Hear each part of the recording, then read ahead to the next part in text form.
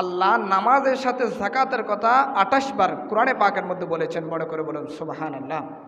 কারণ নামাজ হলো শারীরিক ইবাদতের মধ্যে সর্বশ্রেষ্ঠ ইবাদত। শরীরের মাধ্যমে যে ইবাদত করা হয়, এই শারীরিক ইবাদতের মধ্যে সর্বশ্রেষ্ঠ ইবাদত হলো নামাজ। বড় করে বলুন সুবহানাল্লাহ। আর যাকাতকে বলা হয় মালি ইবাদত, অর্থাৎ সম্পদের ইবাদত। সম্পদের ইবাদতের ক্ষেত্রে সর্বশ্রেষ্ঠ ইবাদত হলো যাকাত প্রদান করা। উচ্চ আওয়াজে বলুন সুবহানাল্লাহ। তাহলে আমরা বুঝলাম মালি ইবাদতের মধ্যে সর্বশ্রেষ্ঠ হলো যাকাত, আর শারীরিক ইবাদতের মধ্যে সর্বশ্রেষ্ঠ হলো নামাজ। বড় করে বলুন সুবহানাল্লাহ।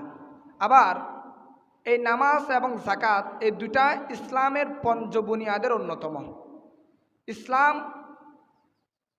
যে 5টি খুঁটির উপর ভিত্তি স্থাপন করে আছে, যেই 5টি খুঁটির উপর ভর করে আছে, এর মধ্যে অন্যতম হলো নামাজ এবং যাকাত। বড় করে বলুন সুবহানাল্লাহ।